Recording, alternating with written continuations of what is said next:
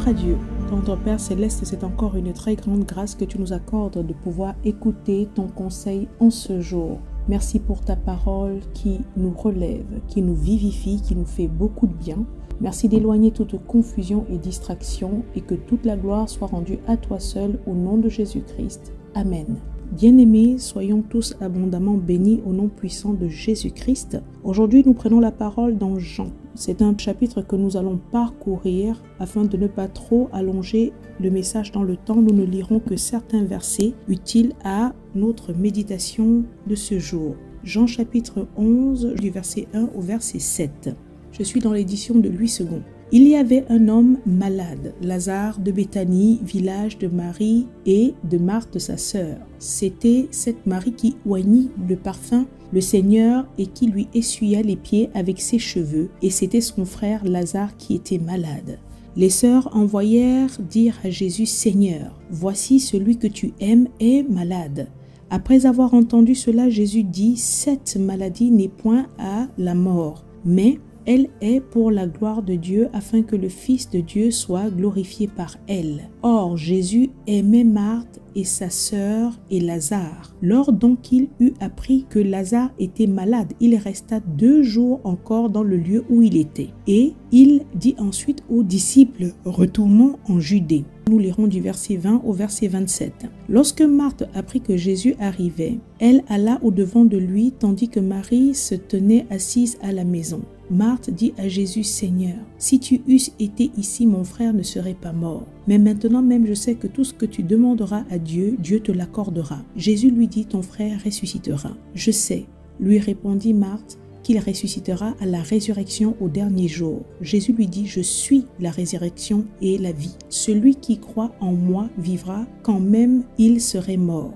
Et quiconque vit et croit en moi ne mourra jamais. Crois-tu cela? » Elle lui dit, « Oui Seigneur, je crois que tu es le Christ, le Fils de Dieu qui devait venir dans le monde. » Enfin, nous allons du verset 32 au verset 44. Lorsque Marie fut arrivée là où Jésus était et qu'elle le vit, elle tomba à ses pieds et lui dit, « Seigneur, si tu eusses été ici, mon frère ne serait pas mort. » Jésus, la voyant pleurer, elle et les Judéens qui étaient venus avec elle, frémit en son esprit et fut tout ému. Et il dit, « Où l'avez-vous mis? » Seigneur, lui répondirent-ils, « Viens et vois. » Jésus pleura. Sur quoi les Judéens dirent, « Voyez comme il l'aimait. » Et quelques-uns d'entre eux dirent, « Lui qui a ouvert les yeux de l'aveugle, ne pouvait-il pas faire aussi que cet homme ne mourût point? » Jésus, frémissant de nouveau en lui-même, se rendit au sépulcre. C'était une grotte et une pierre était placée devant. Jésus dit, « Ôtez la pierre. » Marthe, la sœur du mort,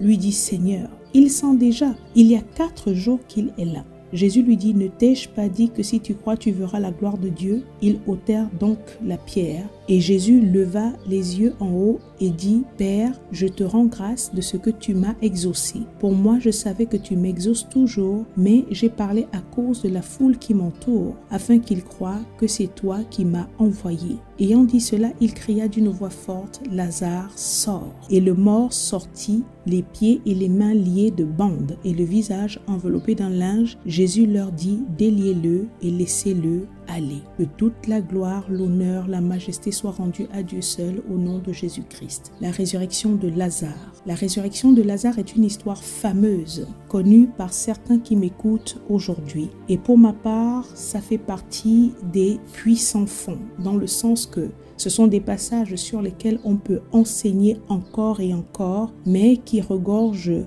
à chaque fois d'abondantes vérités bénissantes. Bien-aimés, comme nous l'expérimentons, nous vivons une époque difficile où le corps de Christ est fatigué et a besoin d'être encouragé, a besoin d'être boosté par la parole de Dieu. Je rappelle que la parole de Dieu est la nourriture qui nourrit l'homme intérieur, car la foi vient de ce qu'on entend et ce qu'on entend provient de la parole de Christ. La résurrection de Lazare, c'est après cette résurrection que les pharisiens ont cherché à se saisir du Seigneur, comme le dit le verset 57 de ce chapitre de Jean 11. Béthanie. Béthanie était un village dans lequel Jésus-Christ aimait s'arrêter, et principalement dans cette maison-là, la maison de Marthe et Marie. C'était comme ça une famille que le Seigneur aimait beaucoup, et c'était un amour réciproque. Le chapitre 11 que nous venons de lire le mentionne d'ailleurs à 3 reprises. Les versets 3 dit « Les sœurs envoyèrent dire à Jésus, Seigneur, voici celui que tu aimes est malade. » Le verset 5 dit « Or, Jésus aimait Marthe et sa sœur et Lazare. » De même, le verset 36 dit « Sur quoi les Judéens dirent, voyez comme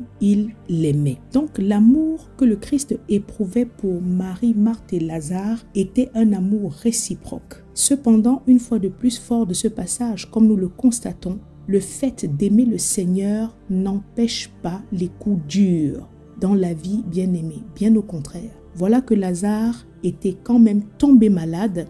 Et ce passage nous dit que ses sœurs ont fait parvenir la nouvelle au Seigneur. Une fois que la nouvelle est arrivée au Seigneur, au lieu de se lever promptement, immédiatement à l'écoute de cette nouvelle tout à fait pressante, le Seigneur est arrivé carrément 4 jours après que cet homme qu'il aimait soit mort. Parce que la parole dit qu'il a fait encore 2 jours là où il était et il est arrivé 4 jours, donc au total 6 jours après qu'il eut reçu la nouvelle. À tel point que Marie et Marthe, respectivement à tour de rôle, à la vue du Seigneur lorsqu'il est arrivé à Béthanie, toutes les deux ont dit la même chose, « Seigneur, si tu eusses été ici, mon frère ne serait pas mort. » Nous avons là comme ça un tableau de femmes remplies de douleur, d'incompréhension. Elles ne comprenaient pas comment, après avoir fait parvenir une telle nouvelle au Seigneur, ils ne se soient pas levés, arrivés promptement pour guérir leur frère. L'affliction, la souffrance, la tristesse, voire même le reproche de ces 2 femmes se lit bien dans les versets que nous avons parcourus. Pour elles, le Seigneur n'avait rien fait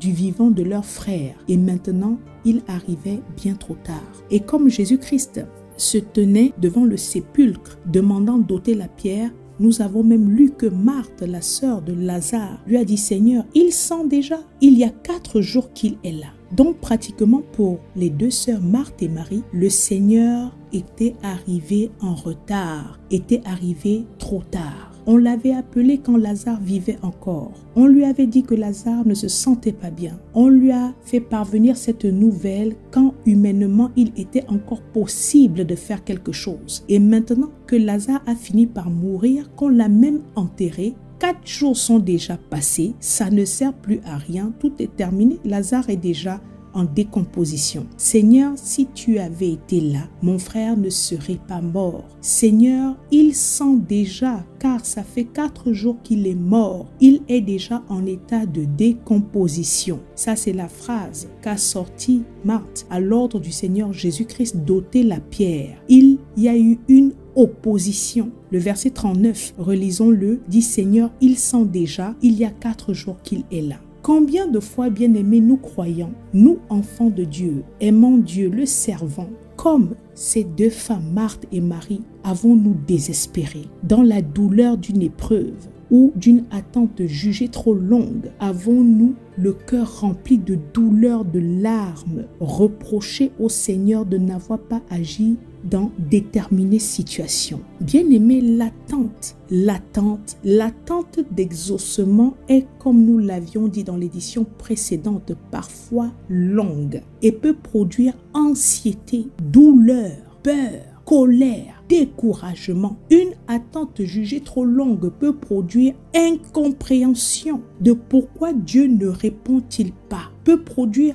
incrédulité, doute, endurcissement de cœur, peut même pousser certains à se détourner de Dieu. Mais comme je l'ai toujours dit, Dieu a des voies et des valeurs qui sont différentes des nôtres. Parfois, certains vont se dire, mais comment? Je l'ai toujours reçu chez moi à Béthanie. Il sait l'amour que je lui porte. Il sait les sacrifices que je fais pour lui. Il dit qu'il m'aime. Mais pourquoi est-ce que je l'appelle au secours dans cette situation terrible que j'endure? Et lui, il reste silencieux. Il ne bouge pas. Il ne vient pas à mon secours. Quelle tristesse, quelle douleur, quelle déception. Bien-aimé, le 4e jour.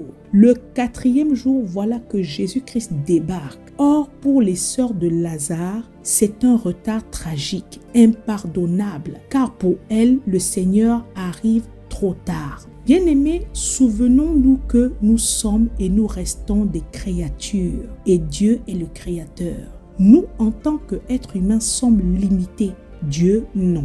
Il est le maître du temps et des circonstances. Et ce qui nous semble impossible humainement, pour Dieu ne l'est pas. Le temps de Dieu, ce n'est pas le nôtre. Et ce n'est pas parce que nous l'invoquons d'une certaine manière, à un moment déterminé pour agir d'une manière précise, que Dieu, dans sa souveraineté, majesté, est obligé de faire ce que nous voulons de la manière dont nous le pensons. Bien-aimé, j'ai moi-même vécu des moments de violente affliction, des moments très difficiles, vécu des choses que je n'ai pas compris sur le coup. Pourquoi est-ce que je me trouvais à endurer autant de douleurs? Mais avec le temps, j'ai compris la formation dans l'épreuve. J'ai appris à connaître Dieu, à lui faire totalement confiance, à l'expérimenter. Aujourd'hui, vous écoutez la voix d'une personne qui est instruite par l'expérience. Et je peux vous dire que ça marque et ça marque à vie. Bien-aimés, dans notre marche avec Dieu, ne nous attendons pas à ce que Dieu se bouge toujours instantanément, immédiatement à l'écoute de nos requêtes. Même si pour nous, elles sont urgentes. Dieu n'est pas tenu, il n'est pas toujours obligé d'agir à un claquement de doigts selon nos besoins, nos cris et nos pleurs. Il y a des choses qu'il fera promptement, certes, et d'autres non. Ça, c'est la souveraineté de Dieu qui sait le pourquoi du comment. Il arrivera parfois que la réponse tarde selon nous, selon nos compréhensions humaines. Il arrivera parfois que Lazare finisse par mourir, pourrir même dans le sépulcre. Mais Dieu, dans sa souveraineté, sait le pourquoi du comment et ses valeurs, je le redis, ne sont pas les nôtres. Il est souverain et les temps de Dieu sont toujours les meilleurs, je le redis à nouveau. Mettons-nous en tête que Dieu sait ce qu'il fait et il fait ce qu'il veut. Nous le dit les psaumes, c'est lui le seul sage. À toi qui m'écoutes aujourd'hui, peut-être que tu te trouves à vivre le 4e jour. Mais dis à Dieu, Père, je suis limité, je ne comprends pas tout, mais Seigneur, je te fais confiance. Dieu n'exauce pas toujours nos prières comme nous le souhaitons. Il n'agit pas toujours comme nous on le pense. Mais nous devons nous fier à sa sagesse qui dépasse tout entendement humain. Et parfois la réponse de Dieu arrive différemment, de manière inattendue, contrairement à ce que nous pensions. Rappelons-nous de l'histoire de Zacharie et Élisabeth et attendons le temps de Dieu en nous accrochant sur ses promesses. Seigneur, je ne sais pas tout. Je ne comprends pas tout, mais je décide de te faire confiance. Toute chose coopère au bien de ceux qui aiment Dieu, nous dit Romains 8, verset 28. Bien-aimé, toi qui m'écoutes aujourd'hui, est-ce que tu aimes Dieu? Est-ce que tu lui fais totalement confiance? Confiance en sa souveraineté, confiance en sa force, en sa toute-puissance. Est-ce que nous avons même la foi qu'il est Dieu, le Dieu de l'impossible, et qu'il peut tout et que rien ne s'oppose à ses pensées? Est-ce que nous croyons en l'amour de Dieu pour nous? Est-ce que nous croyons que Dieu nous aime et qu'il a formé pour nous, pour chacun d'entre nous, des projets de paix et non de malheur? Dieu est tout-puissant et il a ses temps, ses conditions et il répond comme il veut, quand il veut. Il sait ce qu'il fait, contrairement à ce que l'on peut penser, contrairement même à tous les mensonges que l'adversaire, le diable, nous met en tête pendant que nous sommes affligés et dans l'attente d'exaucement. Dieu est tout-puissant et il sait ce qu'il fait. Bien-aimé, à toi qui te trouves en train de souffrir en ce moment, courage. Sache que dans nos faiblesses, la grâce de Dieu se manifeste. Contrairement aux pensées humaines, le 4e jour n'est pas un jour de tristesse, mais un jour de manifestation de la gloire de Dieu. Un jour de puissance,